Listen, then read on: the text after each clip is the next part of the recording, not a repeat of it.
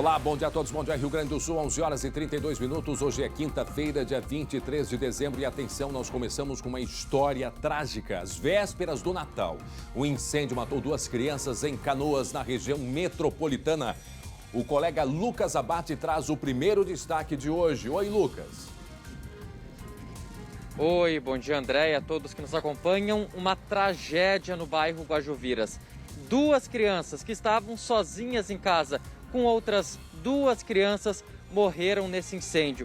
Uma tragédia, André, que só não foi pior porque um vizinho conseguiu resgatar 2 desses irmãos. Daqui a pouco a gente volta com todos os detalhes dessa história. Até já, obrigado Lucas, 11 horas e 33 minutos e vem de Canoas também mais um caso triste envolvendo uma criança. Um bebê de 1 ano e 3 meses está internado em estado gravíssimo depois de se enforcar na alça de uma lancheira enquanto brincava. Tudo isso dentro de uma creche. O destaque é direto da redação com ele. Oi, Marcelo Chemali. Olá, André Har. Bom dia, meu amigo. Bom dia para quem está nos acompanhando. Prazer compartilhar contigo novamente esse espaço. Pena que com essa notícia, André. Às vésperas do Natal, uma notícia que vem lá de Canoas.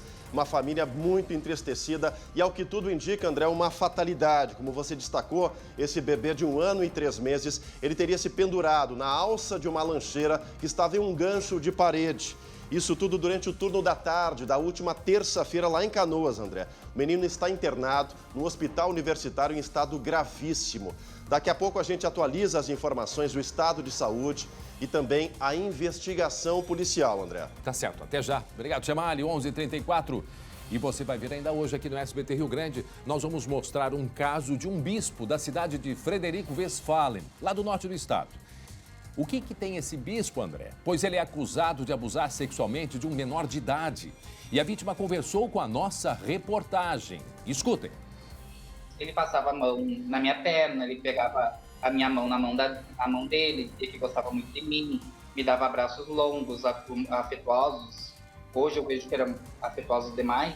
Ele me chamou para o escritório, ele disse que queria me mostrar uma coisa no computador, fechou a cortina, trancou a porta e me levantou da cadeira e me deu um beijo. E ele me disse que fazia isso porque me amava. Pois é, esta é a denúncia. E mais que isto, até chegar no momento, né, da investigação, uma série de questões, no mínimo, polêmicas. Porque muitos dos que denunciaram, e isto a gente vai trazer em detalhes, não é mesmo, Marcelo Chemali, foram perseguidos, inclusive expulsos. Então, portanto, a gente vai trazer em seguida qual que é a posição, o momento do andamento, né, o momento desta investigação e toda a repercussão deste caso. 11 horas e 35 minutos, o SBT Rio Grande, a sua companhia na hora do almoço, já está no ar.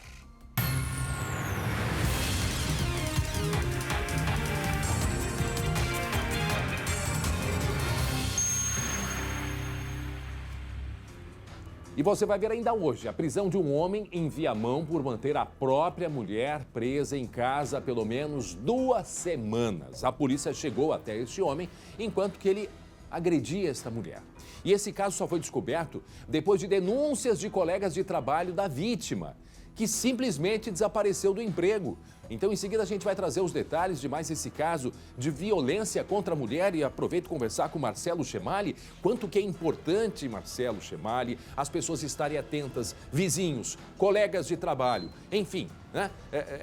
Uma pessoa que está ali há 2 semanas, sabe-se lá quanto tempo ia ficar dentro de casa com cárcere privado, em cárcere privado, Chemali.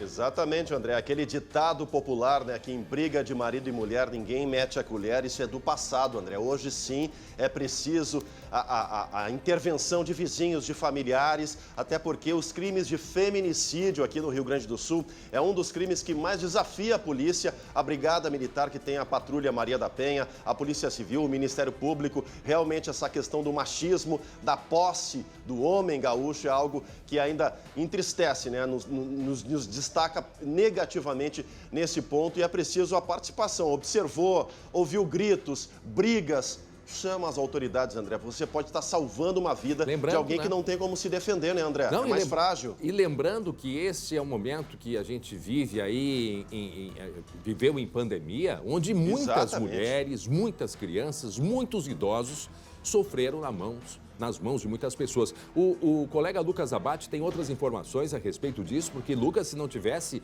essa denúncia, sabe-se lá quanto tempo essa mulher ia ficar em cárcere privado, Lucas.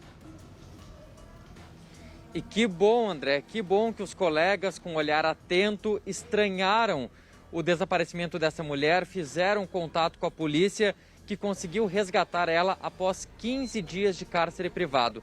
Eu conversei, André, há pouco com o delegado Júlio Fernandes Neto, que fez essa investigação, trabalhou nesse resgate. Daqui a pouco até a gente vai trazer mais detalhes dessa conversa, mas pelo que ele me narrou, André, do estado que estava essa mulher. Quando eles entraram na casa, quando ela viu os policiais entrando na casa, desabou no choro, André, porque sabia que ali seria a salvação dela e de fato foi. Imagine, sabe-se lá quanto tempo? Foram 2 semanas, mas sabe-se lá como que eram essas ameaças? Quanto tempo? A gente já viu tanta história, quantas mulheres já ficaram por meses, meses e meses trancadas, né, sendo ameaçadas, quer dizer, uma tortura não só física, como psicológica também. Então, neste caso, a gente vai mostrar em detalhes como que tudo aconteceu. Dentro do trabalho, perceberam, né, um certo distanciamento e aí, então, essas pessoas, os colegas, fizeram a denúncia. Mas daqui a pouco a gente traz em mais detalhes o que aconteceu com esse homem que está sendo ali, portanto, na imagem, encaminhado para a polícia. 11h39. Olha só, deixa eu dizer uma coisa aqui para quem? Para quem mora em Porto Alegre. Você tem bons motivos para pagar o IPTU antecipado. É que pagando até o dia 4 de janeiro, você ganha 8% de desconto e o principal, ajuda a fazer uma Porto Alegre melhor. O dinheiro do IPTU é muito importante para a cidade. É com ele que a prefeitura consegue investir em mais saúde, educação, lazer, limpeza e manutenção dos espaços públicos. Aproveite esta oportunidade. Você paga até o dia 4 de janeiro e ganha 8% de desconto. E todo mundo ganha uma cidade melhor para viver. Você pode pegar a guia em www.prefeitura.poa.br/IPTU. Pode anotar aí que não tem erro. IPTU em dia, cidade melhor para todos, Prefeitura de Porto Alegre, mais cidade, mais vida. Lembrando, tem gente que está vendo o aumento ali no IPTU. Ah, André, mas o prefeito disse que não ia aumentar. Não, existe uma correção. O que não está valendo é aquele aumento, né? Aquela majoração que estava prevista e aí, então, o prefeito decidiu que não. Mas a correção, sim, ela acontece. Por falar nisso, em IPTU, daqui a pouco a gente vai conversar. Confirma a entrevista daqui a pouco? Está confirmado, Matheus Dílio? Confirmado daqui a pouco, portanto, a entrevista com o prefeito aqui de Porto Alegre, Sebastião Melo. Em seguida vai conversar ao vivo comigo, com Marcelo Chemali, com os nossos colegas, Lucas, para atualizar, né, este ano que aconteceu e projeção aí para o ano que vem. E olha só, de São Cepé para cair em Eldorado do Sul. O que é isto? 3 pessoas que participaram de um assalto numa loja de celulares. Eles foram presos pela Polícia Rodoviária Federal. Vamos ver no primeiro giro de notícias, de hoje. Um carro foi abordado na BR-290. O I-30 era conduzido por uma mulher que estaria ajudando na fuga. Outra mulher e um dos assaltantes também estavam no veículo e foram presos. O homem de 25 anos já tem antecedente por furto e tráfico de drogas. Uma ação da Brigada Militar de Pelotas apreendeu 4 armas e 82 cápsulas de munição em uma fiscalização no bairro Areal. O material estava sendo transportado em um carro por homens que foram presos. Além do armamento, 4 celulares e drogas também foram apreendidos. Um ladrão de carros foi preso pela Polícia Civil em Canoas. O homem estava em uma casa monitorada pelos policiais. Na ficha criminal, ele já tem 12 ocorrências de roubo à mão armada. O assaltante de 58 anos foi encaminhado ao presídio. Muito bem, 11h41. Atenção. Olha só que história triste, um caso muito grave e serve também de alerta para todos. Está internado em estado gravíssimo o bebê de 1 ano e 3 meses que se enforcou na alça de uma lancheira. Isto dentro de uma creche. Foi em Canoas, aqui na região metropolitana. Os detalhes agora a gente vai acompanhar na reportagem. O local foi fechado em respeito à família da criança. Juliana trabalha em frente à escola e viu quando a ambulância chegou por volta das 3 horas da tarde desta terça. A gente viu quando os paramédicos desceram, já com os aparelhos, cilindro de oxigênio e tudo. Demorou bastante a reanimação ali, aquele agito, aquela correria. Até que então, em seguida, a mãe chegou, né? Desesperada.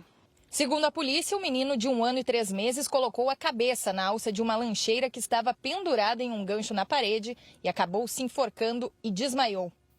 A mochila está penduradinha, a alça está aqui assim, ela vem de costas para a parede, né? Entra, engancha a cabeça, caminha para frente, gira, quando gira faz uma torção e se estrangula. E não consegue se livrar disso, ela acaba ficando com a cabeça encostada na parede, de costas para a professora. A direção da creche Amor Perfeito chamou o socorro, que chegou em menos de 5 minutos.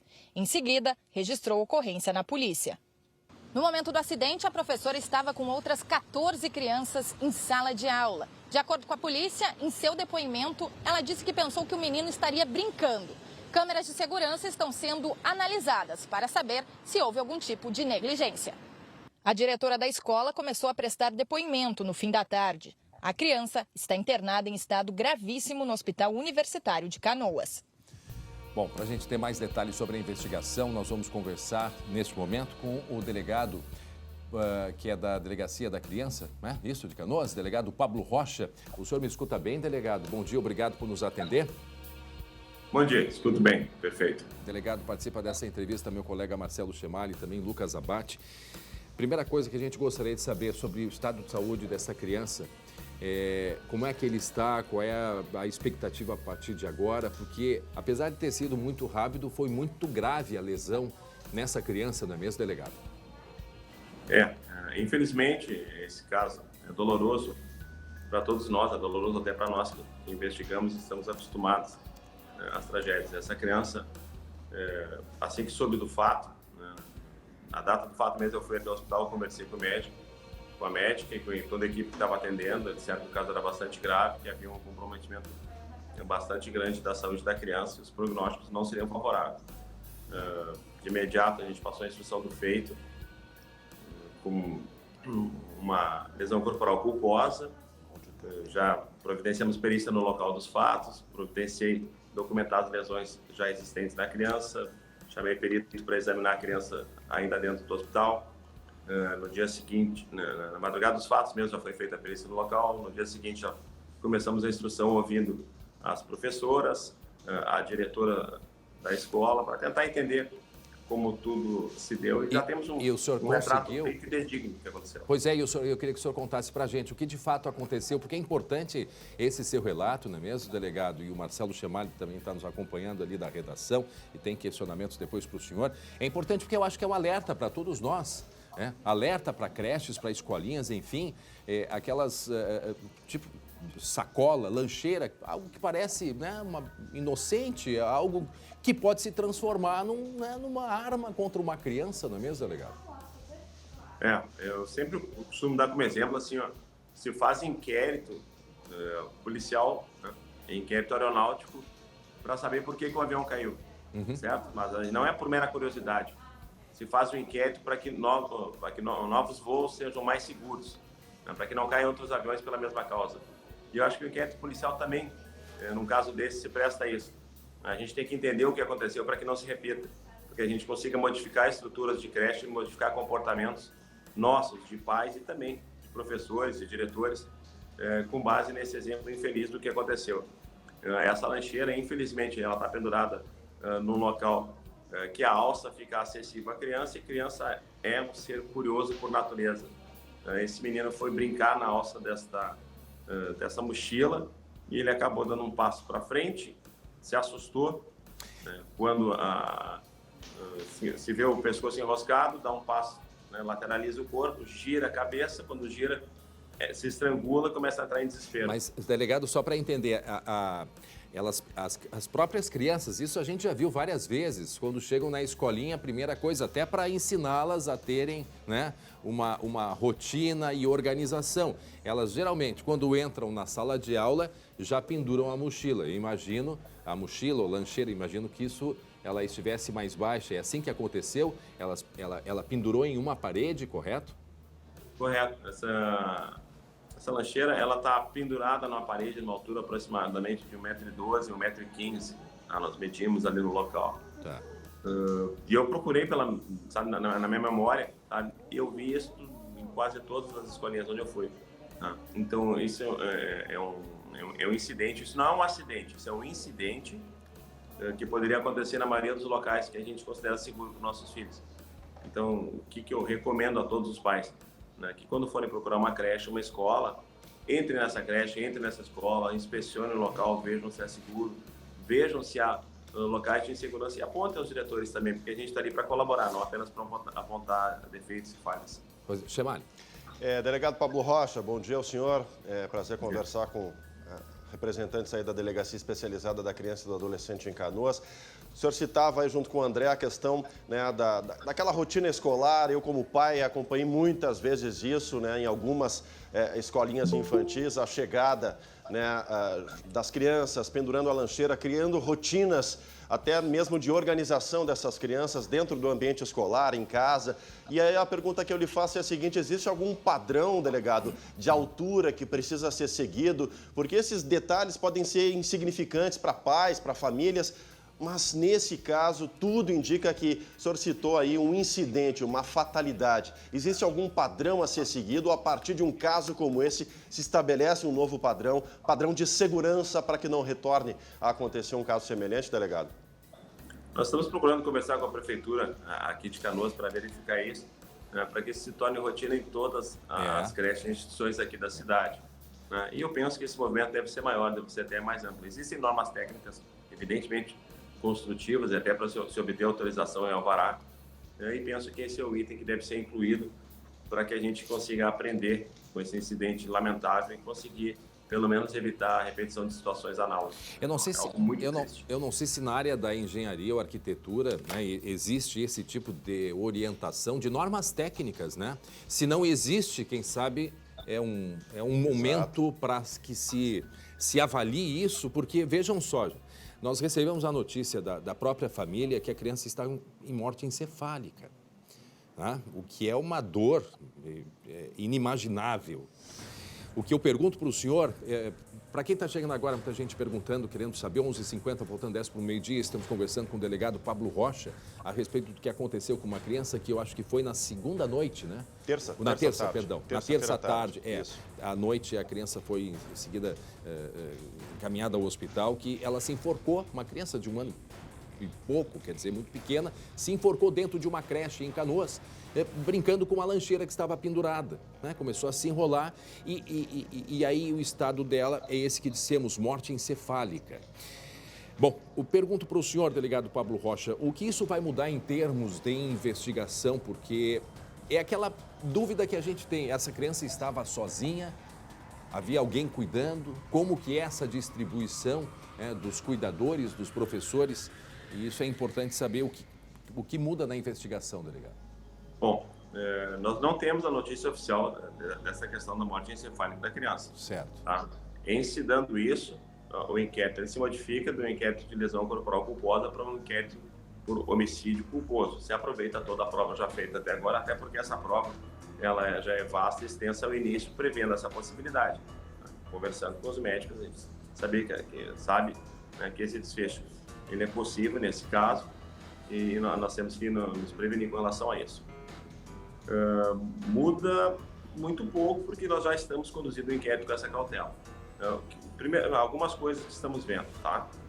Procuramos imagens de toda a escola, verificamos as questões de segurança da escola, se seria possível que um terceiro tivesse entrado e feito mal para essa criança lá dentro. Não, isso não é possível, não temos essa vertente investigativa como provável. Tá? O que nós temos é a criança estava junto com outras crianças, tá, dentro da sala de aula. A professora afirma que viu a criança brincando em meio às mochilas, tá, viu até a criança se debatendo, tá, e pensou que fosse do contexto da brincadeira. Então, o que eu tenho como mais provável até agora é que essa professora, ela viu o fato, certo? E interpretou errado o fato.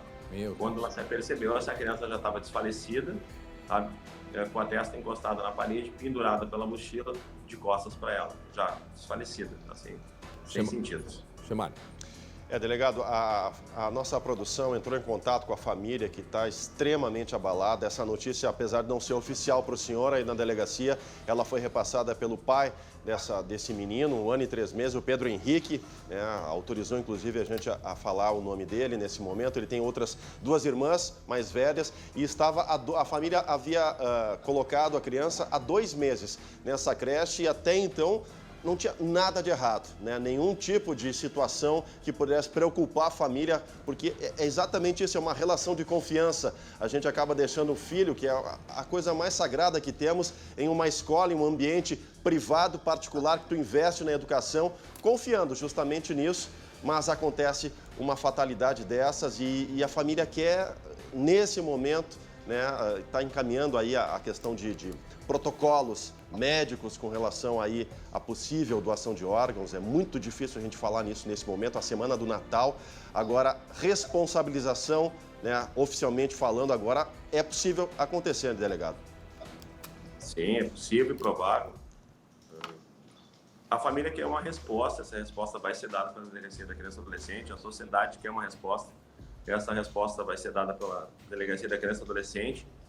Com relação ao fato, a gente não consegue olhar para trás e apagar, né, o que já aconteceu, certo? O inquérito policial ele vai responsabilizar as pessoas que agirem por negligência, imprudência ou imperícia, tendo como resultado a lesão ou talvez o óbito dessa criança. Mas eu acho que principalmente a gente tem que olhar como sociedade, utilizando desse caso para entender mais para frente o que fazer para que não se repita.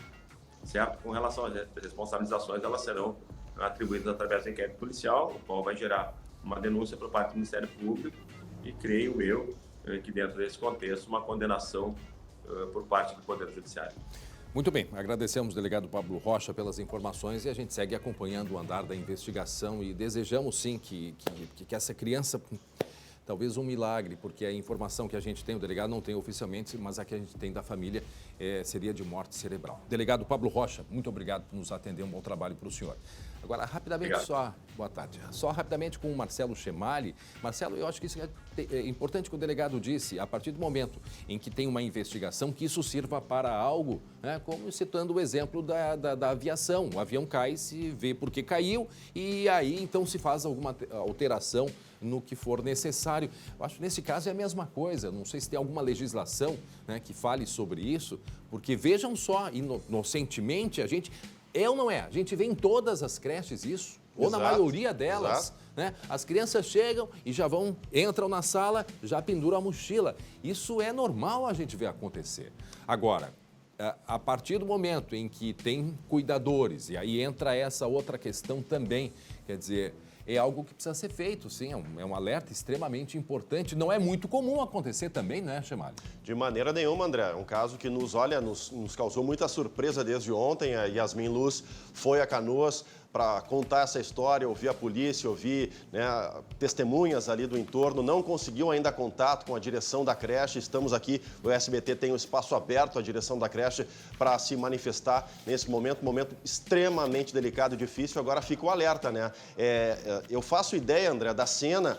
Talvez a criança tenha subido em algum banquinho, alguma situação, ou baixo demais esses ganchos de pendurar a lancheira. Tu relembrou a cena, eu lembro, né, de crianças, enfim, com a filha chegando na escolinha e a primeira coisa era até um sentimento de pertencimento àquele ambiente, né? Tirar a lancheira, a mochila, pendurar no ganchinho e ir ali com a professora, com a orientadora educacional, desempenhar as atividades, enfim, fazer o desenvolvimento social, pedagógico dessas escolas infantis. Fica sempre o alerta, André, a partir desse incidente, dessa tragédia, que não se repita, que se possa estabelecer protocolos de segurança sob essa ótica aí das mochilas, enfim, de algo que possa representar perigo a esses pequenos, que, como destacou o delegado Pablo Rocha, a criança é curiosa, né, André? A criança é curiosa, a criança é brincalhona e aí não tem a noção do perigo muitas vezes. Tá certo. 11 horas e 57 minutos. Coloca a sirene aí agora. Coloca a sirene. Atenção. Atenção para essa notícia aqui. Agora a gente vai falar da Operação Xepa. O que é isso, André? Olha só. Inclusive a operação que já está na fase 2. Porque a Polícia Civil indiciou 10 pessoas pela prática criminosa de fura-fila. Mas aonde aconteceu isso? Aconteceu aqui no estado. E o que mais impressiona é que são pessoas que fizeram um juramento de salvar vidas. Ele tem os detalhes, não é mesmo? O Marcelo Chemalha, aquele jeitinho que todo mundo acha que vai lá, vai conseguir. Pois agora a polícia foi lá e conseguiu pegar eles. E conseguiu, André. Sirene na tela do SBT Rio Grande. Ó, em primeiro lugar, André, essa Operação Xepa, a gente destaca para o pessoal de casa. A Operação Xepa é uma ação permanente da chefia de polícia aqui do Rio Grande do Sul, através da Coordenadoria de Recursos Especiais, a chamada CORE. E recebeu nessa segunda fase da investigação mais de 30 denúncias, André, apontando pessoas que teriam burlado a fila para receber a vacina contra a Covid-19. E afinal, quem são esses suspeitos, André? Pessoas do grupo prioritário de profissionais da saúde, André, e também da rede de apoio. Gente que, como você destacou aí, fizeram juramento para salvar vidas, André. Mas isso não justifica, né, de maneira nenhuma, que elas tenham aí direito de enganar o Sistema Único de Saúde e atropelar, André, os protocolos estabelecidos pelo Ministério da Saúde. Essa operação teve apoio da Secretaria de Saúde aqui de Porto Alegre, que cruzou aí os dados junto com o Ministério Público, a Polícia Civil, cruzou esses dados do Conect SUS e também das denúncias recebidas pelo próprio Ministério, ou seja, o cidadão comum fazendo o seu papel de fiscalizar, encaminhando ao Ministério Público e a partir daí desencadeando essa operação da Polícia Civil. Vamos lembrar, André, que lá no início, né, da pandemia até hoje, existem regras bastante claras, né, de idade, de tempo de aplicação das doses, para que as pessoas sigam aí reforçando o esquema vacinal. Já estamos aí na fase, inclusive, da terceira dose, para tentar vencer de vez essa pandemia. Quem tem direito, vai aos postos de saúde, busca a vacina. Agora, quem não tem direito ainda, André, espera a sua vez.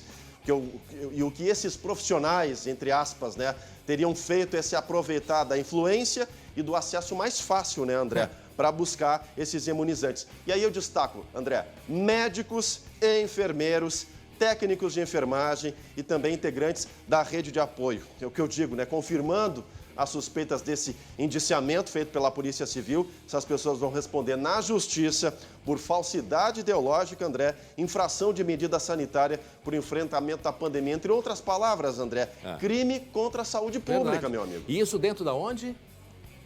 Em postos de saúde, né? Pessoas que trabalham em postos de saúde, da rede de saúde aqui, da rede pública da capital gaúcha, né? Essa fase 2, ela concentrou denúncias aqui da capital gaúcha, mais de 30 denúncias e 10 pessoas indiciadas por esse trabalho da Polícia Civil, André. E é com esse assunto, Marcelo Chemalha, que a gente vai conversar o nosso primeiro assunto, temos vários, né? Uma investigação muito importante, por isso a gente vai conversar com o prefeito de Porto Alegre, Sebastião Melo. Prefeito, me escuta bem? Prefeito, meio-dia em ponto. Boa tarde, obrigado por nos atender mais uma vez. Olha, primeiro meu abraço a ti, André, ao Chemalha também, especialmente os nossos telespectadores, e vamos aqui, como sempre fizemos, prosear, conversar, dialogar com a nossa cidade, não? É verdade. O senhor acompanhou aí o que nós dissemos, falamos aí, mostramos de 10 indiciados na questão do desvio de vacinas, né? Queria ouvir uma opinião do senhor a respeito dessa investigação aí, prefeito. Sim. Pois olha, André, eu sempre acho que o poder público tem que ter muita transparência e agir com rapidez, né, e apurar responsabilidade quando acontece qualquer desvio, né? Nós fizemos isso no DEMAB, quando acontecia um problema, na SMED foi a mesma coisa, semana retrasada, envolvendo a questão da saúde e da FASC também de prestador de serviço, e essa questão da vacina nós vamos agir da mesma forma. Rigorismo total. Nós somos um governo que nós não absolvemos nem acusamos ninguém por antecipação. Há problemas, eles devem ser apurados e ter responsabilidade. Então, vamos agir também em relação a esse episódio da mesma forma que temos agido. Não há espaço no nosso governo para esse tipo de procedimento. Vocês me conhecem, sabem da nossa história, tá? E rigorismo total. Duas coisas matam o Brasil no dia a dia, a ineficiência administrativa e a corrupção. É verdade. Isso tem que ser combatido todos os dias, seja nos governos locais, regionais e nacional. Prefeito, só para a gente avançar nessa questão da saúde e encerrar esse assunto, quantos foram indiciados e afastados pelo poder público? Não, esse é um processo que está em andamento, né, e ele tem todo um segredo aí, né? Então os procedimentos estão sendo tomados, tem polícia envolvida, bom, o poder público fará o seu papel, mas isso compete as instâncias responsáveis lá da transparência e é por ali, até em função da lei de proteção de dados, deve ser respeitado, não? Tá certo. Prefeito, antes de eu passar para o Chamalho, já aproveitando nessa área, ou o Marcelo pode fazer a pergunta dele e depois eu quero seguir sobre o avanço de algumas questões da vacinação aqui. Diga lá, Chamalho. Olá, prefeito Sebastião Melo. Boa tarde, seja bem-vindo mais uma vez ao SBT. Prazer Bom dia, conversar. né? Bom dia ainda, né? Já estou querendo acelerar um pouco as coisas. 11 horas, aliás, meio-dia e 2 minutos. Já passamos do meio-dia. Seja bem-vindo, prefeito. E aí, nesse clima de prosa, como o senhor destacou nesse início dessa conversa, eu lhe pergunto, há algumas semanas o senhor acabou aí suspendendo a questão dos fogos, da festa natalina, por precaução dessa variante, né, que está circulando em todo o mundo, a Ômicron, e Porto Alegre está inserida nesse contexto, o senhor preventivamente suspendeu. Agora, o que os porto-alegrenses, o que o cidadão aqui de Porto Alegre pode esperar sobre essa semana de Natal com fraternização? Sim. Qual a indicação da Prefeitura para que as pessoas possam se abraçar, curtir esse momento bastante especial em família e, ao mesmo tempo, com segurança, prefeito? Sim. Camarada, deixa eu dizer o seguinte, nós estamos vivendo o menor momento de internações, são 47, 46, né? Uma cidade que teve mais de 1.000 internações em um determinado momento. Nossas testagens continuam baixas, nós estamos com uma vacinação mais de 100% de primeira dose, porque nós não perguntamos se o cidadão é de Camaquã, se é de Bagé, se é de Canoas, em qualquer lugar posto que ele aparecer, seja no centro, ele é vacinado, tá? Nós estamos com mais de 94 de segunda dose, chegando a 300 mil de terceira dose. Então, a cidade está imunizada. Bom, quando essa variante apareceu, nós estávamos ali, tinha tomado a decisão de fazer o Réveillon da cidade. Na incerteza, nós imediatamente chamamos os fornecedores, inclusive já havia alguns contratados, explicamos e tomamos a decisão de cancelar o Réveillon para você não mandar, digamos assim, uma notícia trocada. Olha, tem todo um processo para reabrir a cidade com responsabilidade, a cidade funcionar, a cidade não poder parar, porque a pobreza está muito grande no Brasil e Porto Alegre também. Então, a gente suspendeu a festa do Réveillon. Bom, a cidade vai, evidentemente, comemorar o Natal, o Ano Novo, dentro das suas, dos seus regramentos, numa pandemia que ainda existe, né? Então, a gente apela aqui para não ter aglomerações, a gente apela para que os regramentos sejam cumpridos, e que a gente possa estar saindo de um processo muito duro para o mundo, muito duro para o Brasil, para nós, né? Então, é um processo que eu penso que nós estamos terminando aqui, né, da pandemia. Tudo indica que nós estamos no final desse processo. Pois e aí, junto o prefeito, nesse momento, tem notícias da H3N2, inclusive aqui em Porto Alegre. Nós temos um número de mortes, por exemplo, no Rio de Janeiro, 17 pessoas. A H3N2 seria mais uma... não é uma variante do Covid, não. Seria uma variante da própria, do vírus da gripe. E aí eu pergunto para o senhor da H3N2, acho que a primeira morte no estado, inclusive aqui em Porto Alegre, foi ontem, né? Ontem, anteontem. Com relação... São Francisco de Paula. São Francisco de Paula. No Rio Grande do Sul. O que essa H3N2 está preocupando e mobilizando a prefeitura? Chamei para hoje à tarde, André, uma reunião com o secretário Mauro, de Vigilância Sanitária, porque no momento da crise a gente fazia reuniões diárias, né? E eu estou lá com 1000 coisas no final de ano, mas eu estou chamando uma reunião ainda hoje com os técnicos da área para a gente fazer uma avaliação sobre isso, porque é mais uma variante, mais um problema. Nós tivemos aqui a AN1, um momento difícil do Rio Grande do Sul, me lembro dos episódios que nós passamos, então a gente tem que levar em conta todo esse processo. Agora, nossa decisão sempre vai ser pela ciência, né? Então, o prefeito é um prefeito que respeita muito as decisões das instâncias técnicas e a gente sempre vai ter muito cuidado com tudo, né? Com a nova variante, com essa outra questão da gripe, mas eu quero dizer assim, nós temos Porto Alegre é uma cidade que eu acho que ela é muito referência em imunização. Eu sempre dizia, olha, se o SUS arrebentar aqui em Porto Alegre, ele não vai dar certo em nenhum lugar do Brasil, porque nós aqui temos desde 97, gestão plena, parceria com o Estado, parceria com uma rede conveniada. Então, acho que nós temos aqui um bom trabalho, especialmente nas imunizações. Então, vamos enfrentar o tema com responsabilidade e com atenção, né? Porque a gente vem acompanhando, por exemplo, e eu acho que é uma questão de conscientização muito grande assim, do brasileiro, porque o que a gente vê acontecendo na Europa assusta, e bastante, né? Sim. Quantos países em lockdown, mas eu acho que ainda a gente tem aqui uma campanha e uma conscientização e ainda muitas pessoas, sim, muitos não estão se cuidando, mas muitos se cuidam, isso é importante.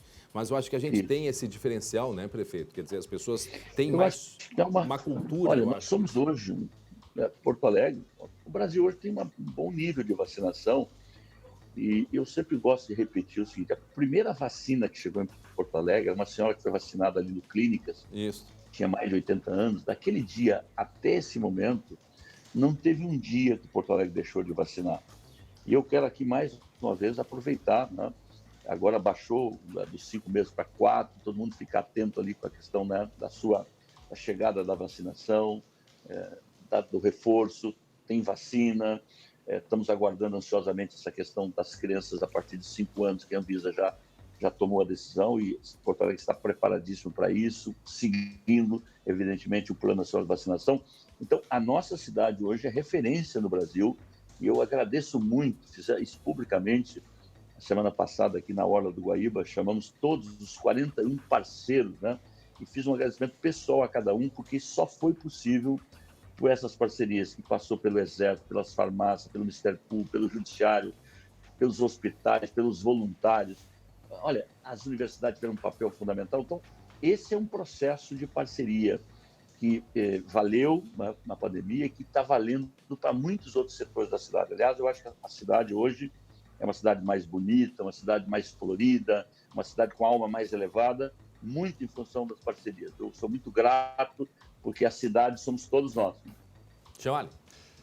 Pegando esse gancho que o prefeito acaba de destacar, eu quero falar sobre a questão da Orla, né, prefeito? As novas fases da Orla já entregues à população, isso evidentemente elevou a autoestima do porto-alegrense, das pessoas que vêm à capital gaúcha. Temos aí também o Cais Embarcadero, um novo Muro da Mauá, com parcerias aí bastante destacadas nesse sentido. E junto com a Orla, com o Cais Embarcadero, com esse sentimento de pertencimento à cidade, eu vou lá para o 4º Distrito, que é uma região muito cara da cidade, pelo patrimônio histórico que ela representa. E aí eu quero destacar com o senhor o que vai ser feito para 2022, o ano dos 250 anos da cidade, né, André? O que o 4º Distrito pode ganhar já a partir do ano que vem? Eu sei que tem valores já contratualizados de empréstimo, de parcerias, para resgatar esse valor histórico e aí também a questão, né, de circulação ali. É um outro polo que pode ser um polo boêmio, um polo cultural. O que pode ser feito por 4º Distrito a partir do ano que vem, prefeito? Posso pegar carona na pergunta do Marcelo? Eu lembro que o senhor contou que chegou em 78 de Piracanjuba, na rodoviária de Porto Alegre. Eu quero saber se o senhor vai colocar a rodoviária agora também no 4º Distrito, prefeito. Se depender do prefeito, da vontade do prefeito, sim, mas ele tem que ter uma interlocução com o governo do Estado que está tendo. Deixa eu dizer assim, o primeiro plano, nossa gestão tem um olhar muito regionalizado. Não pode tratar as regiões desiguais de forma igual. Então, o primeiro plano diretor que saiu, já está aprovado, é lei, é o do centro, né? O segundo que vai para a Câmara o ano que vem é o do 4º Distrito. E ele vai seguir muito o que foi feito aqui no centro. Um plano diretor é aquilo que você estabelece que você quer numa região. Então, vou começar pela a infraestrutura. Aquele é um bairro pronto, está ao lado do aeroporto Salgado Filho, das saídas da cidade. Ele já tem coisas como o Instituto Caldeira, que é 22 mil metros quadrados de ecossistema de inovação. O PIB do Rio Grande está ali, tem Fábrica do Futuro, tem as melhores cervejarias do mundo, que estão do 4º Distrito no Anchieta, e já tem uma boa boemia. Você sabe que agora teve, por exemplo, um festival, a questão de um mês ali, eu andei por lá a partir das 16 horas, vi coisas maravilhosas, né? Pessoas convivendo, feira na rua. Então, o nosso plano, o 4º Distrito, se você quiser atacar ele na inteireza, é um território muito grande. Então, a fase 1, ele vai pegar pedaços do 4º Distrito, e esse pedaço do 4º Distrito nós vamos potencializar para atrair investimento. E aí nós vamos tratar a questão de altura, a questão do patrimônio histórico que precisa ser preservado, mas se você não tiver uma lei que flexibiliza, você não recupera esses prédios. Então, nós vamos potencializar, nesse primeiro momento, a atração de uso misto da área, porque nós não acreditamos, sabe, em revitalização em nenhum lugar da cidade, quando você tem apenas atividades de uma área. Tem que ter moradia, tem que ter restaurante, tem que ter arte, tem que ter cultura, tem que ter vida urbana. E é isso que a gente quer levar para o quarto distrito, e é isso que nós queremos que volte para o centro urbano de Porto Alegre. Quer dizer, porque tu tem um centro que tem coisas maravilhosas, é a Orla, é Teatro São Pedro, é museus, é mercado público, quer dizer, e tu tem transporte, gente morando. Então nós erramos a mão e temos que agora acertar a mão no planejamento. Então, podem apostar no centro do quarto distrito, porque são 2 bairros que terão enorme capacidade de reencontro com a sua história. E o empréstimo do centro estendido, ele tem dinheiro para botar na infraestrutura do centro e do quarto distrito. Agora, o desafio é fazer os projetos no ano de 2022, esses empréstimos devem ser assinados lá por setembro, outubro do ano de 2022. O Banco do Brasil está assinando conosco também um banco de projetos para financiar projetos. Bom, porque você não faz obras se não tiver projeto. Então, nós temos um ano de muita intensidade com o projeto do centro e do quarto distrito para começar as entregas de infraestrutura a partir de 2023. Agora, prefeito, a gente é cobrado muito, né, Marcelo Chemali? As pessoas nos cobram, nos perguntam, pedem para sermos porta-vozes através das redes sociais, e por isso eu preciso perguntar para o senhor.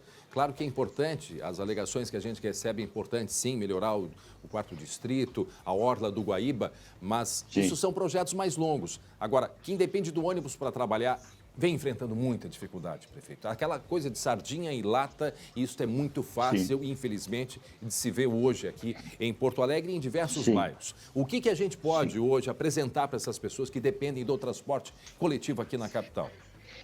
O André, eu gostaria de fazer um pedido para vocês, que a próxima entrevista nós fizéssemos só esse debate. Esse debate é longo, requer um tempo mais, mas quer dizer o seguinte, o sistema faliu antes da pandemia, escancarou na pandemia. E tem que haver uma compreensão do governo federal, dos governos estaduais, com os municípios, porque nós sozinhos não temos como Isso o senhor diz faz tempo, né, prefeito? Não tem como. É o seguinte, o Brasil apostou só em carro particular. Isso é um erro bárbaro. Você tem que financiar metrôs de superfície, tem que financiar ônibus elétricos, tem que financiar BRTs. Isso não se financia com dinheiro de ISS ou de IPTU. Então, esse é o primeiro desafio. O segundo, você tem que ter uma receita extra-tarifária para pagar passagem daqueles que não podem pagar. Hoje, o sistema foi reduzido horários, os ônibus são velhos, entendeu? A passagem é cara. Então, quem está dentro quer sair e quem está fora não quer entrar. Bom, se eu não tenho cliente para entrar, como é que eu melhoro o sistema? Então, hoje, nós estamos mantendo o sistema com dinheiro público, né, atendendo mal a população. Eu tive agora, essa semana, mais uma reunião com os empresários.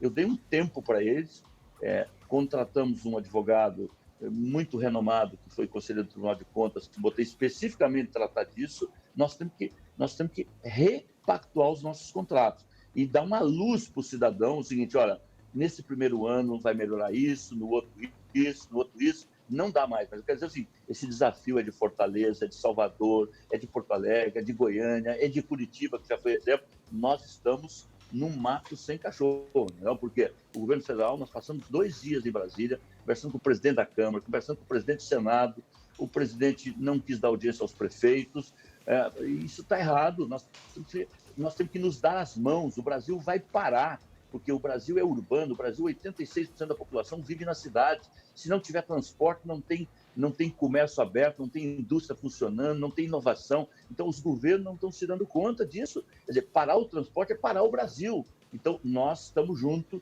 verdadeiramente, temos feito lições de casa. Por exemplo, tirada de cobradores, a questão de tirar isenções, de muitas isenções, fazer corte de renda, levar a Carris para a privatização ano que vem. Então, o governo agiu rapidamente nas ferramentas que nós temos. Agora, tem outras ferramentas que não dependem só do prefeito municipal, mas eu quero levar a minha solidariedade aos trabalhadores de Porto Alegre que usam o ônibus e vai melhorar. Nós vamos dar uma melhorada, porque não dá para ficar assim. Eu reconheço a cobrança que vocês recebem, ela é verdadeira, não? Prefeito, aproveitando essa questão também social, desse desafio que a Prefeitura tem, o transporte coletivo é um desses pilares sociais, eu lhe repasso também uma demanda que nós recebemos aqui no SBT com relação às pessoas em situação de rua. né? Hoje, em função da pandemia, esse volume de pessoas aumentou muito nas ruas de Porto Alegre. A gente está falando aí, eu ouvi uma entrevista sua na semana passada, na casa das 5.000 pessoas em situação de rua. Sim. Há pouco nós cruzamos aqui na Rótula do Papa, aqui no bairro Menino Deus, por caminhões do DMLU, ações da FASC para retirar essas pessoas dos locais onde elas estão. E aí recebe crítica à prefeitura por uma questão de faxina social. Em outro ponto, as pessoas reclamam à prefeitura que também não querem conviver com esse tipo de situação, que é uma situação muito delicada, são seres humanos que estão à margem da sociedade. O que pode ser feito, prefeito? A FASC, que recentemente foi alvo aí de investigação de contratos, é um órgão da prefeitura que cuida dessa parte. Tem a questão de segurança, da drogadição também aqui no bairro Menino Deus. O que a prefeitura projeta para o segundo ano da sua gestão com relação a esse problema social extremamente delicado que é as pessoas em situação de rua, prefeito? Bom, primeiro, o nosso governo faz acolhimento, não faz faxina social. Isso não está no DNA do prefeito e da nossa gestão. As pessoas são convidadas a serem acolhidas na nossa grande rede, que ainda é um pouco insuficiente, mas tem uma boa rede. E esta é uma das políticas públicas, né? Se eu tivesse que botar, é pandemia, essa questão dos moradores e o transporte urbano. São os 3 principais desafios hoje dos prefeitos.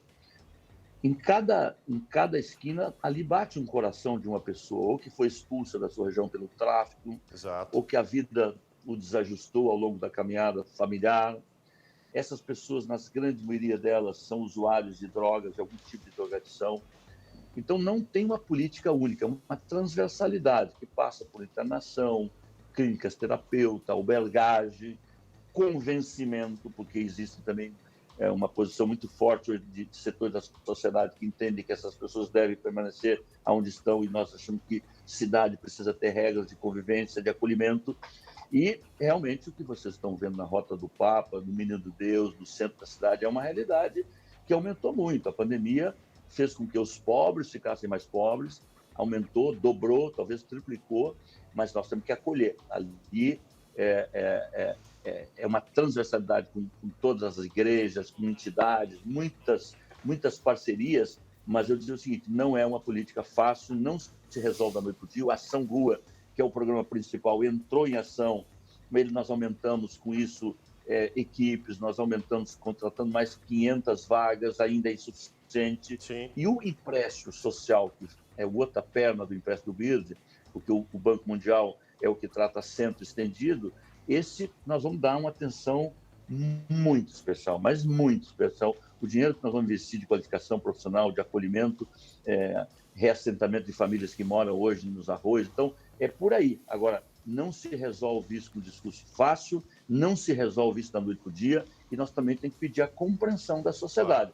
A sociedade que tem morador de rua, ela não nasceu assim. O Brasil é um país riquíssimo, mas com extrema pobreza também, e esta é o que nós enxergamos, que é uma dura realidade, e que todos nós somos parceiros para poder ajudar a resolver. Os políticos, a sociedade em geral. Não? Prefeito, para a gente encaminhar o encerramento, o Marcelo ia falar alguma coisa? Eu ia só fazer um último gancho nessa questão social, que para mim é muito cara, viu, prefeito? Eu me sensibilizo e fico num dilema em cada sinaleira de Porto Alegre, a gente para o carro, nós que tivemos acesso à educação, oportunidades, a gente se sensibiliza com o ser humano que está do lado de fora pedindo ali uma ajuda. E aí eu lhe faço a questão da segurança pública. E aí vou puxar a brasa aqui para a nossa região aqui do SBT, a região aqui do bairro Menino Deus.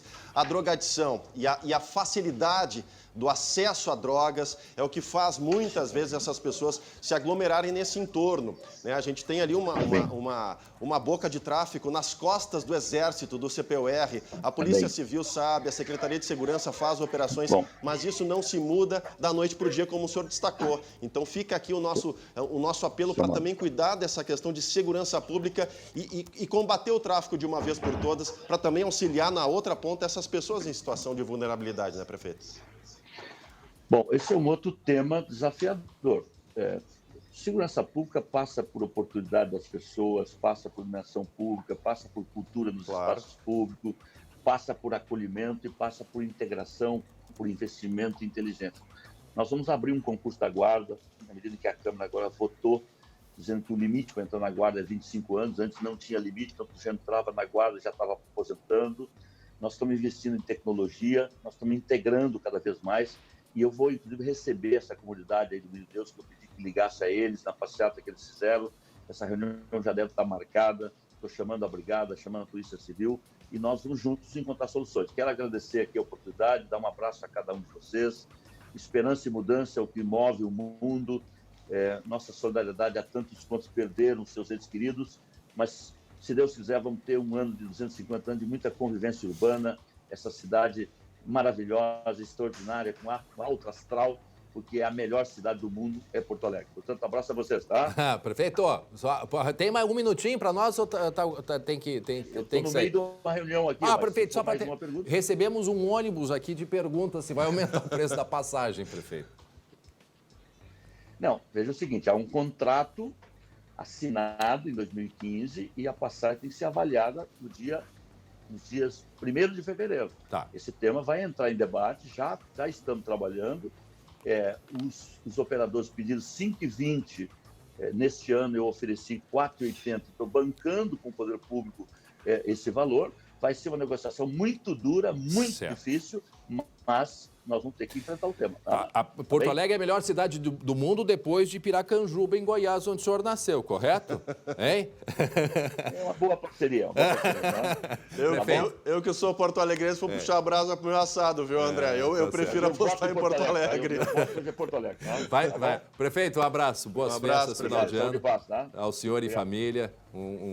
Boas festas, Feliz Natal e Ano Novo. Esse é o prefeito. E vamos aguardar. Fevereiro vai ter discussões, né, o Marcelo Chemali, com o preço da passagem de ônibus. Exatamente. Né? Fevereiro começa a discussão do transporte coletivo. É o mês que antecede aí as comemorações aos 250 anos da cidade. Então, muita coisa vai acontecer já a partir de 1º de janeiro de 2022, né, André? Mas foi uma boa conversa com o prefeito. Ficamos Sem aí, dúvida. pelo menos, acho uma meia hora conversando com o prefeito Sebastião Melo. Pôde nos atualizar alguns encaminhamentos e o transporte coletivo é um dos principais, assim como essas pessoas, de fato, pelas ruas de Porto Alegre. Antes da pandemia, eram cerca de 2.000 pessoas e agora nós estamos com quantas pelas ruas? Em torno de 5.000 seres humanos, André, em situação de rua.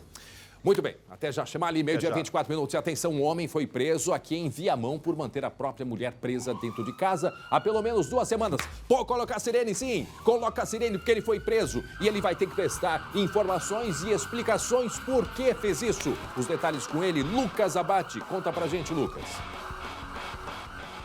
E André, mais um episódio de violência doméstica, de violência contra a mulher. Dessa vez, essa mulher, uma servidora pública municipal, foi mantida em cárcere privado dentro da casa desse homem por 15 dias, André. E a polícia só chegou lá graças a uma denúncia de colegas, de servidores, que perceberam que essa mulher, uma profissional muito dedicada, que não faltava ao trabalho, do dia para a noite desapareceu, André. E ficou cerca de 15 dias sem aparecer no trabalho, sem dar qualquer tipo de notícia. Então os colegas procuraram a polícia, fizeram a denúncia. A segunda delegacia, através do delegado Júlio Fernandes Neto, começou a investigar e descobriu essa situação que a mulher estava sendo mantida. Então ontem, André, os policiais foram até a casa desse homem, depois de fazer um levantamento ali do local, saber que era uma abordagem até perigosa, porque esse homem poderia estar armado. Ontem, então, os policiais foram até o local e conseguiram fazer o resgate da mulher. E olha só em que condições, André. Vamos ouvir o que nos conta o delegado Júlio. A extensão das lesões que a vítima apresentava no seu corpo. Não só na face, nos olhos, o supercílio cortado, mas nos braços, nas pernas, no dorso, em todo o tórax e manchas e edemas que demonstravam que ela estava sofrendo a violência há muito tempo.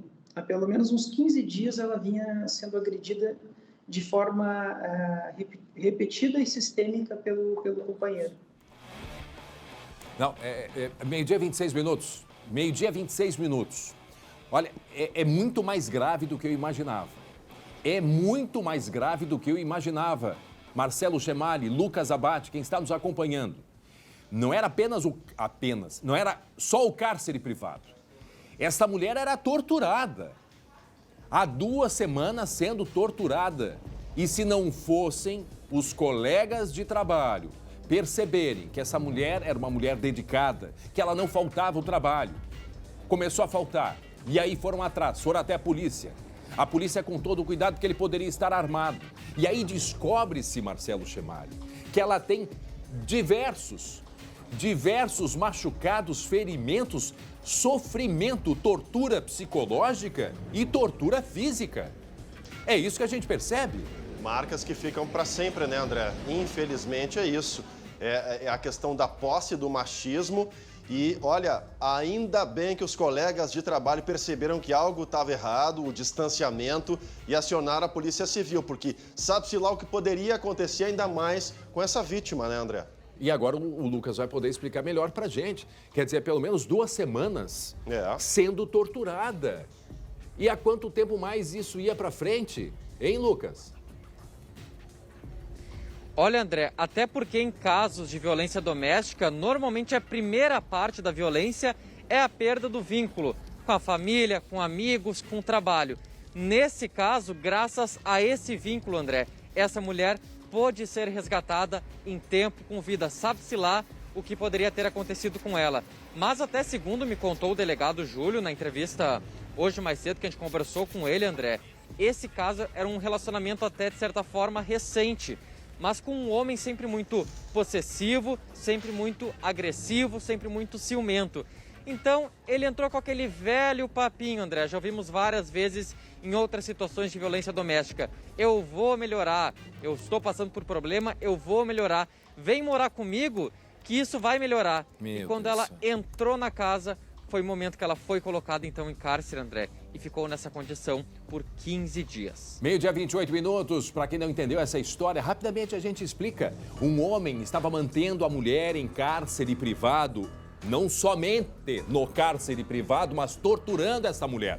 A gente percebe, tem 2 televisões, não entendi muito bem, mas 2 aparelhos de TV, 2 camas de casal. Eu não sei se isso tem a ver, se cada um estava numa pé. Não entendi muito bem, até se o Lucas puder explicar. Ah, ali tem um colchão pequeno do lado da cama de casal. Tem um colchão, talvez ali é onde ela estava colocada e sendo torturada, gente. E é um alerta que a gente faz. É um alerta importante, porque a polícia só chegou até esta casa porque os colegas perceberam que ela faltava há 2 semanas do trabalho. E era uma pessoa dedicada. Começaram a achar estranho. E aí a pergunta, ninguém mais observou o distanciamento dela, Lucas. Não sei se ela tem familiares, eles, vizinhos, ninguém observou, ninguém percebeu nada. Até porque, André, como até a gente conhece de outros casos, muitas vezes uma mulher que está em uma situação de violência doméstica, sendo mantida nessa situação, ela já vem num ciclo em que ela perde vínculo, às vezes com a família, com os vizinhos, ela deixa de ser vista. E nesse caso, os colegas de trabalho que estranharam, acharam muito diferente, muito estranho. É um local do trabalho e é diferente faltar, né? Há 15 dias. É um local que era uma pessoa que não faltava e que, se faltava, avisava os colegas. E do dia para a noite começa a faltar, some por 15 dias, tentam contato, não conseguem. Então eles foram até a polícia. E tem um outro detalhe nessa história, André, que esse homem, esse agressor, ele era também um traficante. Até segundo o delegado, quando eles se conheceram, ela não sabia do vínculo dele com a criminalidade e até por isso que acabou se envolvendo. Mas ele era uma pessoa que já estava sendo monitorada pela polícia e seria alvo, certamente, de alguma prisão, de alguma operação, logo ali na frente, por causa do vínculo dele com o tráfico de drogas e até mesmo com homicídios na região de Viamão. Então, uma pessoa bastante violenta e que tinha uma mulher, poder dele, por 15 dias, sofrendo constantes agressões, em cárcere, em uma situação muito precária dentro de casa. E esse é outro detalhe, né, André e Lucas? É a questão da agressividade, da violência que ele imprimia, que a gente percebe nessas imagens, né, André? Uma casa simples, de madeira, com algumas frestas. Ela poderia, em algum momento de saída dele, pedir socorro, gritar, com certeza iria ser ouvida, mas não fez por conta do medo, por conta da tortura psicológica que foi imposta a ela, né? Pois é, e aí? Muito bem. Seguimos acompanhando. Obrigado, Lucas. Atenção, gente, meio-dia 31 minutos. Olha só este caso que vem do norte do estado. Já vou contar essa história aqui para vocês. Prestem atenção. Mais um caso envolvendo a Igreja Católica e a polícia. Um bispo de Frederico Westphalen, que fica no norte do estado, quase Santa Catarina. Ele é acusado do crime de estupro de vulnerável. Aí a imagem dele. O Ministério Público recorreu ao Tribunal de Justiça do Estado depois que a denúncia foi rejeitada na primeira instância pela Justiça.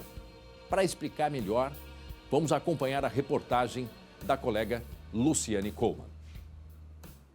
Órfã de mãe e em conflito com o pai, Tainá foi acolhida no apartamento do bispo de Frederico Westphalen, a 400 quilômetros de Porto Alegre, no final de 2008, depois de procurar o conselho tutelar por conta própria. Tinha 13 anos e se chamava Lucas. Depois disso, fez a transição de gênero. Segundo Tainá, os abusos do bispo Dom Antônio Carlos Rossi Keller começaram nos passeios. Ele é o chefe da diocese da cidade de 31 mil habitantes e de outros 56 municípios da região. Ele passava a mão na minha perna, ele pegava a minha mão na mão dele, que gostava muito de mim, me dava abraços longos, afetuosos. Hoje eu vejo que eram afetuosos demais.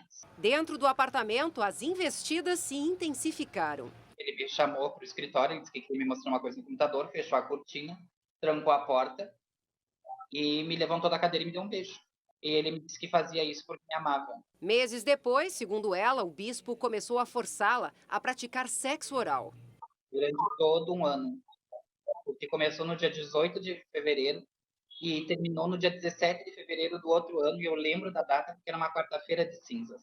Em 2017, 6 padres e 6 fiéis assinaram uma carta enviada às arquidioceses de Passo Fundo e Brasília, em que alertam fortes indícios de homossexualidade e envolvimento com menores no interior do clero e do clero com seminaristas.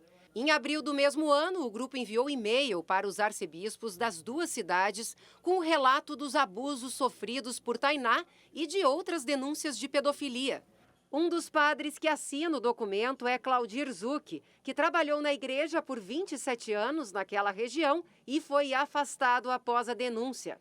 Eu fiz meu dever não só de cristão, mas também como cidadão de denunciar o abuso de um vulnerável, o menor que foi abusado. É devastador, porque a gente não sabe o quanto essas pessoas ou essa pessoa já sofreu.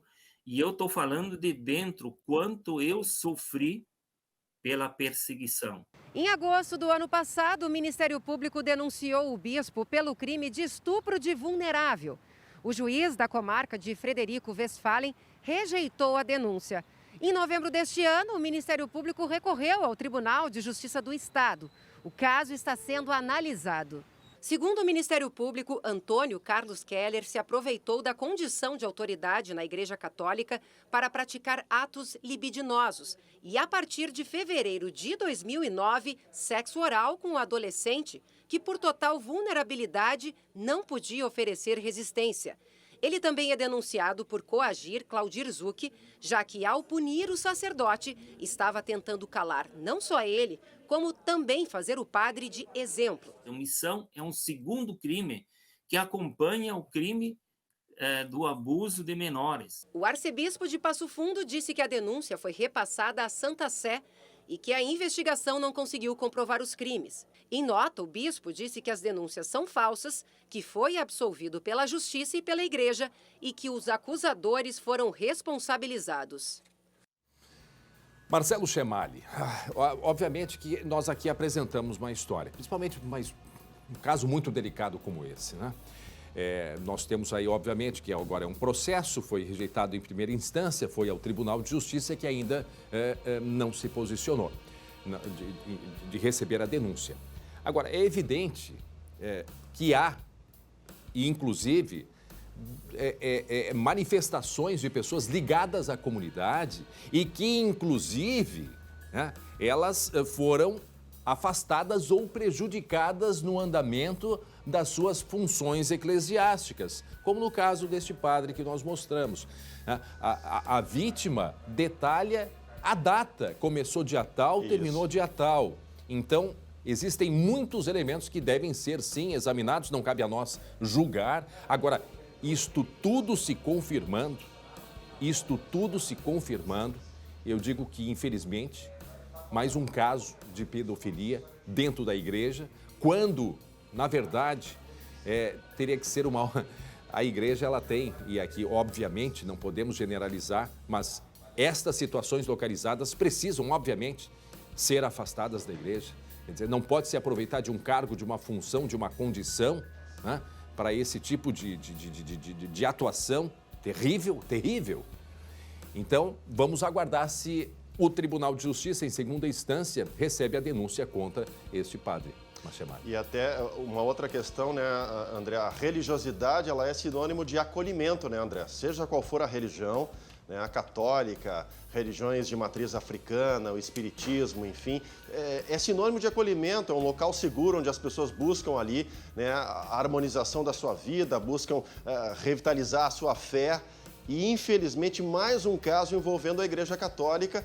E como eu destaquei ontem no segunda edição, André, salta aos olhos também essa questão lá em Frederico Westphalen. E aí me vem a lembrança do caso Bernardo, né? A pressão que o judiciário acaba sofrendo, se é que assume essa pressão, a influência numa cidade do interior, em que acaba rechaçando no primeiro momento essa denúncia do Ministério Público, aí o escândalo vem à tona, ganha os meios de comunicação e o Ministério Público refaz esse pedido de denúncia novamente ao Poder Judiciário, que talvez agora, num segundo momento, na turma, no colegiado, possa fazer o acolhimento dessa denúncia, né, André? E até porque nós estamos aqui resumindo, né, Chamário? Nós estamos resumindo. Há uma investigação muito profunda, há denúncias, há outros elementos que a gente não consegue trazer aqui. Agora, esses padres afastados, inclusive porque a igreja tem um poder, sim, e não podemos misturar igreja com a atuação de um bispo. Obviamente que o bispo tem um poder dentro da igreja, só que o que acontece? Aí, pelas forças de influências, a participação em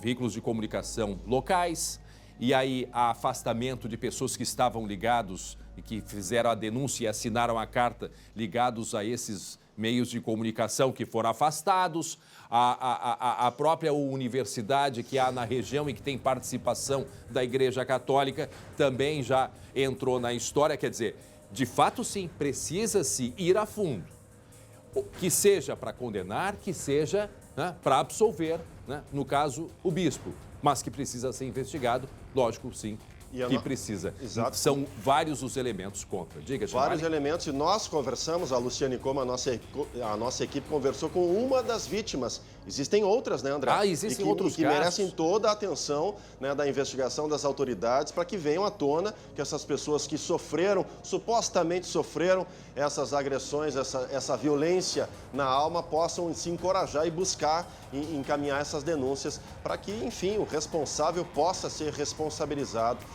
como diz a lei, né, André? Verdade. Meio-dia e 40, agora faltando 20 para 1. Atenção, atenção para este caso gravíssimo, uma tragédia que aconteceu em Canoas, mais uma. 2 crianças que morreram carbonizadas no incêndio.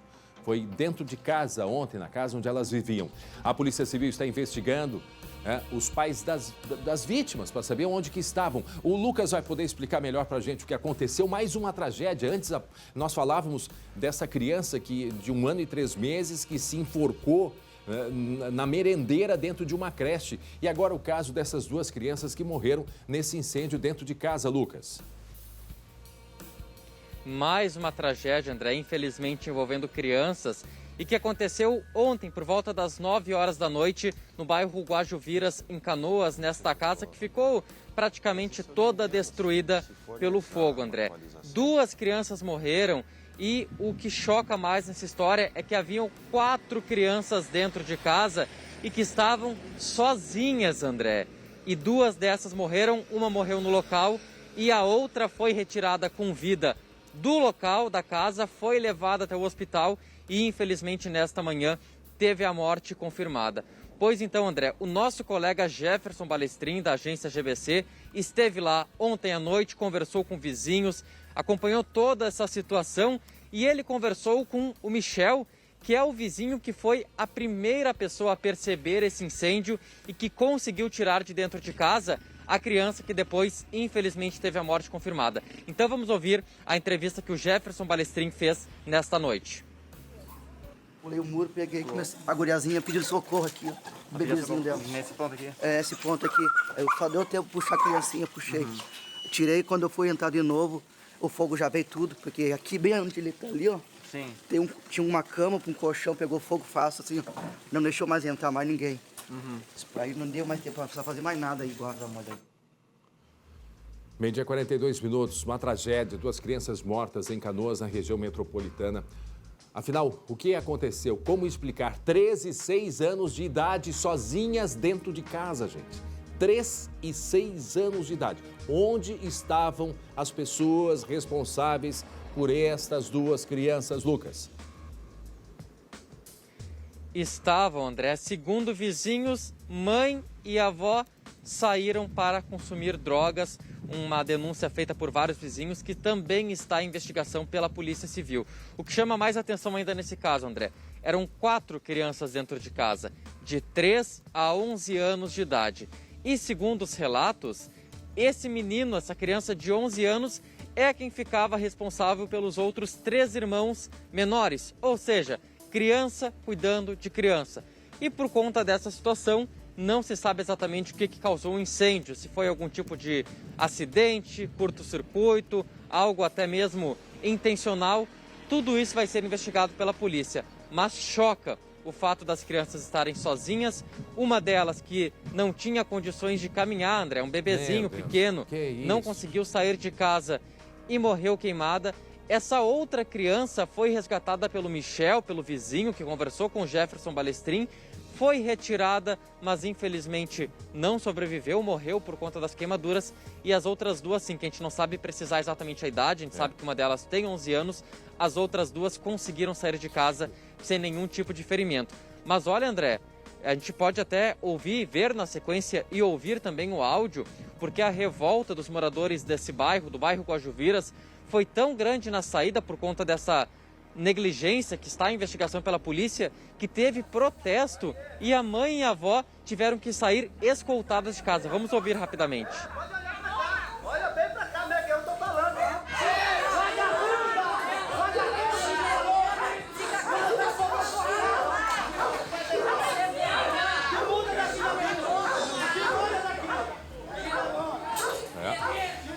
Lembrando que recentemente aconteceu algo parecido. Não foram 2 crianças que morreram aqui em Taquara, no incêndio, né? Também recentemente aconteceu isso, não é verdade? Então fica aí esse alerta, tá certo? Obrigado, Lucas. Meio-dia 44 minutos. E 2 vans com o baú carregado de contrabando foram apreendidas pela Polícia Rodoviária Federal aqui no sul do estado. Vamos a mais um giro de notícias. Roupas e produtos eletrônicos estavam sendo transportados em 2 veículos. Uma Fiat Ducato foi abordada na BR-293 em Cerrito. O motorista disse que comprou os produtos em Aceguá e seguia para Santa Catarina. Ele foi preso. Minutos depois, na BR-392 em Canguçu, outra Ducato carregada foi vista. O motorista fugiu, parou o veículo e se embrenhou no mato. Ele não foi localizado, mas a van foi apreendida. O veículo era roubado e vai ser devolvido ao dono. Uma mulher foi presa pela Brigada Militar em Pelotas. Ela estava no bairro Lindóia com tijolos de maconha, porções de cocaína, embalagens de êxtase e uma balança de precisão.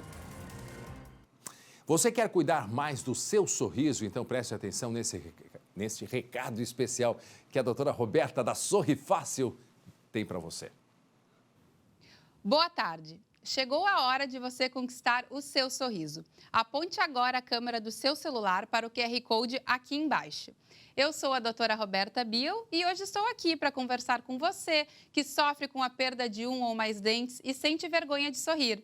A Sorri Fácil tem tradição em implantes dentários em ajudar você a conquistar a sua confiança, com dentes fixos e de aspecto natural. O implante dentário é um procedimento cirúrgico simples e que melhora a sua alimentação e garante a segurança do seu sorriso. Não perca tempo. A sua qualidade de vida é a sua maior prioridade. Agende agora a sua avaliação pelo QR Code na clínica mais próxima de você. Ou ligue 0800 631 30. Ou ainda busque por Sorri Fácil nas redes sociais. Sorri Fácil, há 15 anos conquistando sorrisos. Chegou a hora de conquistar o seu. Muito bem, você vai ver ainda hoje o adeus ao professor Regis Gonzaga.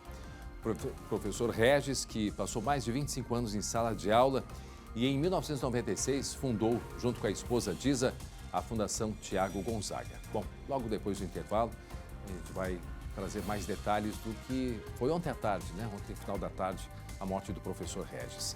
É um rápido intervalo, a gente já volta.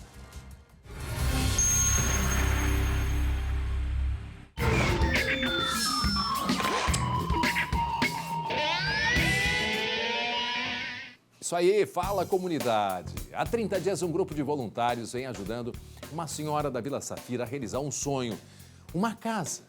E para isso criaram o projeto #Natal da Vovó Zenaide. E a entrega da nova moradia é agora, ao vivo, aqui no Fala Comunidade. Fala, Rafa Cavalheiro!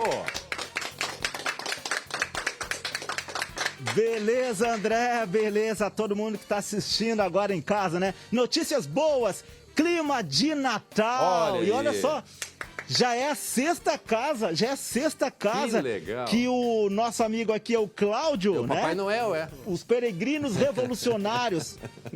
Pois é. Tá entregando, então, essa já é a sexta casa que vocês estão envolvidos, Cláudio. Isso, é a sexta casa, né, que a gente consegue dar o apoio, algumas um pouco mais, algumas com 100%, né, mas tudo é rede social, são os nossos amigos que nos ajudam, né. E olha só, André, sem gastar um tostão, hein? Até tem aqui umas fotos aqui nesse banner de uma das casas que vocês fizeram, né, Karen? Sim, essa foi o Natal da Cris, essa foi a casa da Cris, nós conhecemos ela numa atitude embaixo do viaduto, ela contou um pouquinho da história dela e aquela coisa, né, Rafael, sempre dói, bate no coração e aí faz a gente se movimentar. Né? E olha só, projeto bacana. E olha só, finalmente a nossa felizarda, a nossa dama da noite, né? Dama do Natal, a nossa rainha, que está recebendo a casa, que é a vó Zenaide, né? Muito feliz, vó Zenaide. Muito feliz. Ela ainda não viu a casa, pessoal, é daqui a pouco. E essas outras pessoas que tu já conhece, os outros amigos, né? O seu Oliveira, André, te lembra do seu Oliveira? Seu Oliveira?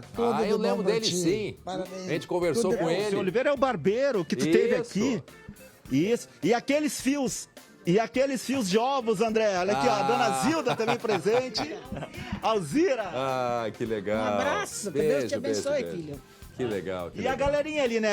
E a galera de fundo ali, o JC, o Dri e a nossa pintora Jennifer, que ajudou a pintar a nova casa da vó Zenaide. Mas a gente vai mostrar daqui a pouquinho, viu, André? A gente agora vai se dirigir até a casa, é pertinho aqui, né, Cláudio? É uma quadra e meia. É uma quadra e meia. Então, gente, muita emoção. A vó Zenaide, ela esperava por muito tempo, né? São 30 anos ela morando numa casa extremamente precária. Foi aí que surgiu, então, este projeto, onde várias e várias pessoas se envolveram. É daqui a pouco, então, aqui no Fala Comunidade. Muito bem, em seguida, então, a gente segue lá com o Rafa Cavalheiro. Agora, 12h55, Matheus Sheik, tira a cabeça da frente do relógio. O Matheus Sheik tá aqui, porque a gente vai falar de esporte.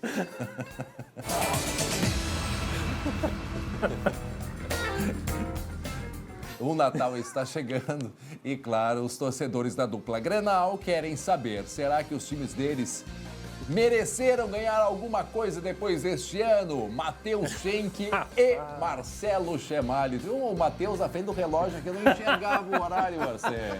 Vou te dar um relógio de Natal, facilita a vida.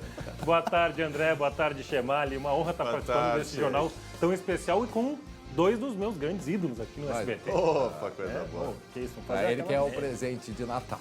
Que é um presente de Natal. Não seria uma má ideia. Mas falando em presente de Natal, vamos aproveitar esse gancho. Olha só, eu fui falar com o Papai Noel sobre os presentes da dupla Grenal após 2021. Será que vem algum presente?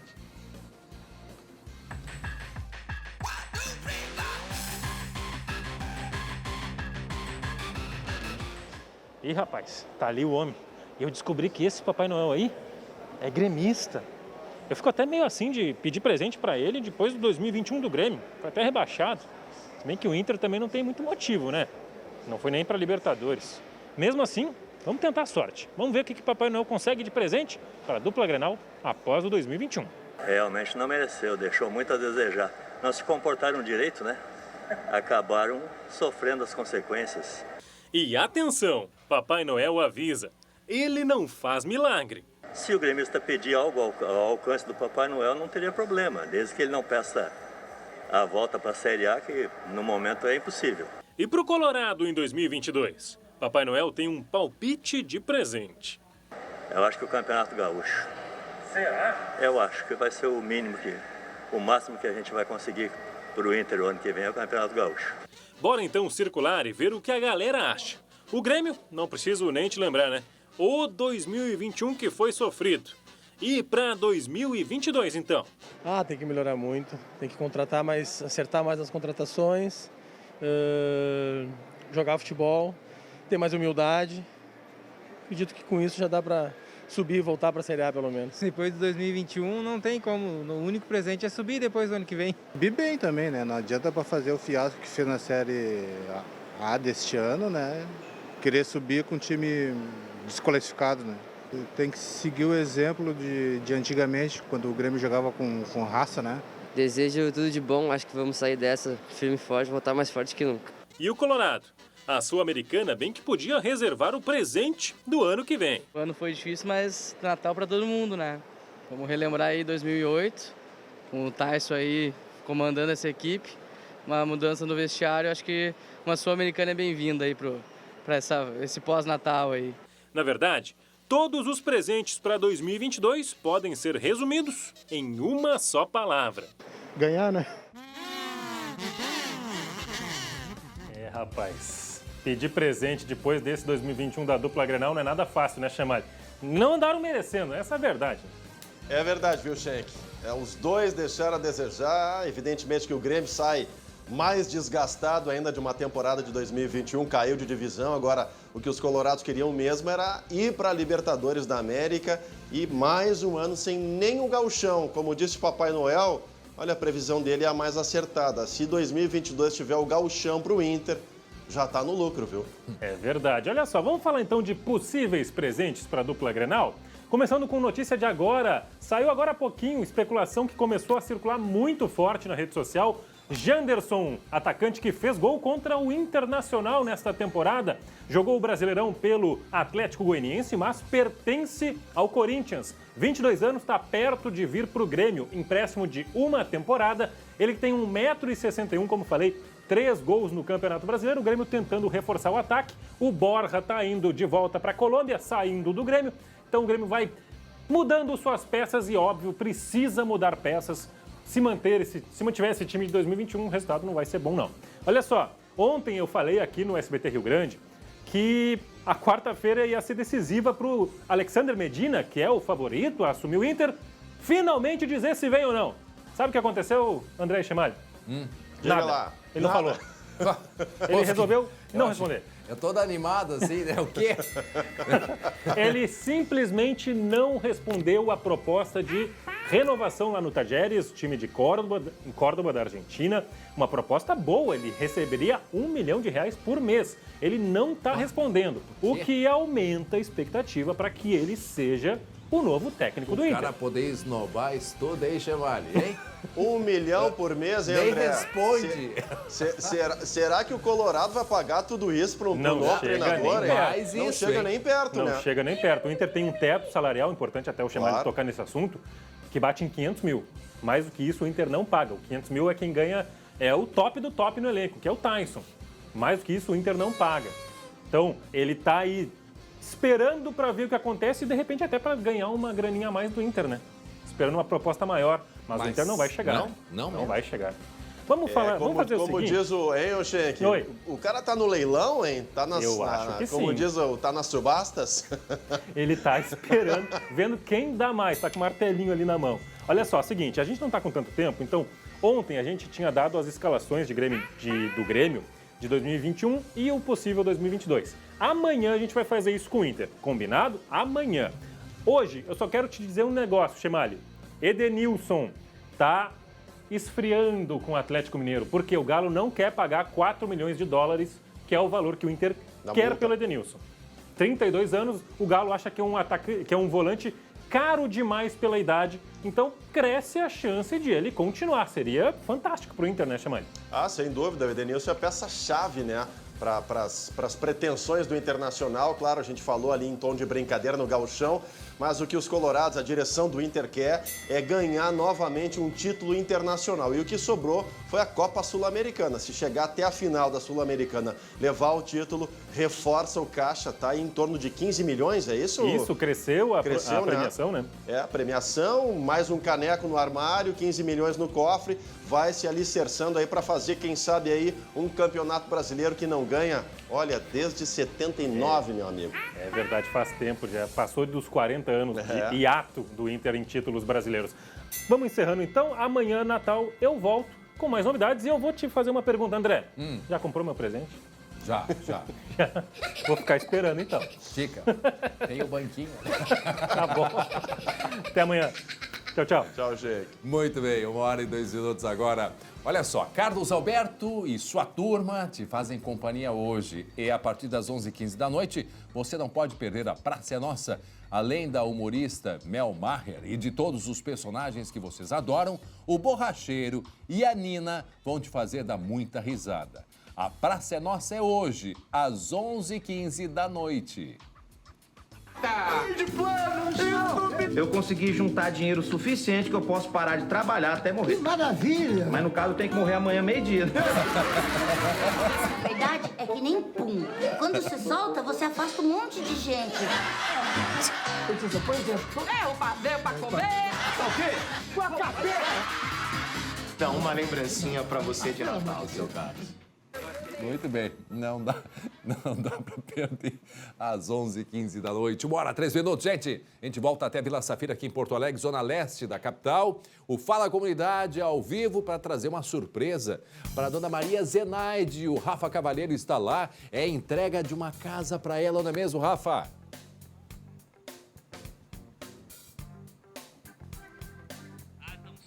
Olha aí. Aí o Rafa tá chegando? Tá chegando?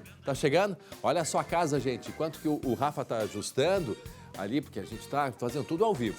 Olha só a casa, imagens da casa. Ó, o Rafa já me escuta? Oi, Rafa. Mostra pra gente a entrega.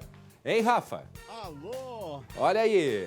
Pois é, a gente vai mostrar agora a entrega daqui a pouquinho, viu? Ah, é? Olha aí, A gente vai mostrar a entrega daqui a pouquinho, então, pro pessoal ver. Olha só, é agora. A gente tá aqui na Vila Safira.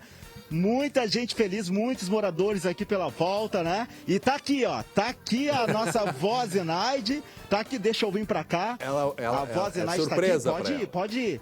Aí, devagarinho, vó Zenaide, devagarinho, segura. A vó Zenaide. Agora vamos ver então, vamos ver.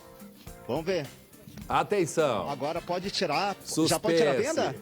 Pode tirar a venda? Segura, tira. Suspense, olha aí, gente, que legal. Ela tá louca de curiosidade de ver a casinha, ela que morou durante 30 anos, né? Numa casa totalmente com péssimas condições de moradia. Olha que bonita olha só, casa. Olha a cozinha dela. Olha só a cozinha dela. E aí, vó Zenaide? Tá legal, e a cozinha? Era mais ou menos o que a senhora imaginava? Tá emocionada, né? É. E os móveis, olha só, tudo bonito, tô tentando passar aqui. Vem pra cá, dona Zenaide. Olha só que bonito, ó.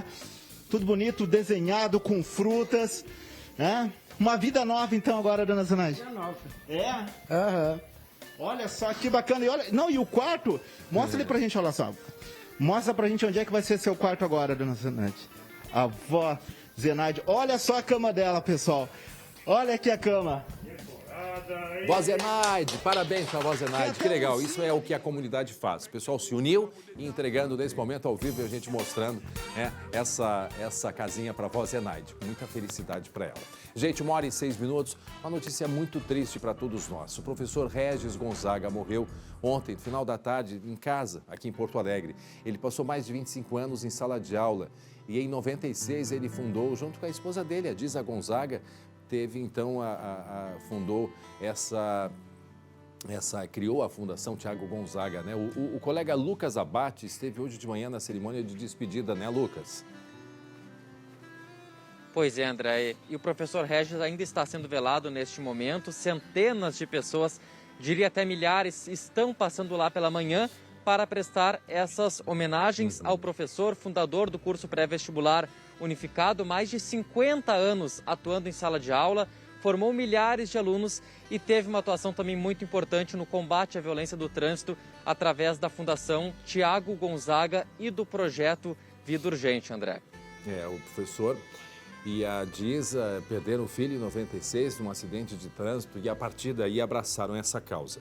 A gente sabe que a Disa não está acompanhando o que a gente fala agora, mas vai chegar até ela o nosso abraço muito forte nesse momento.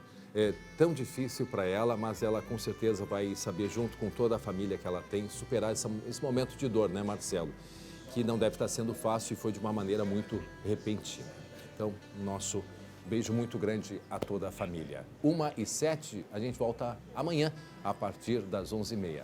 E às 19h20, segunda edição, com o Marcelo Chemali. Até lá.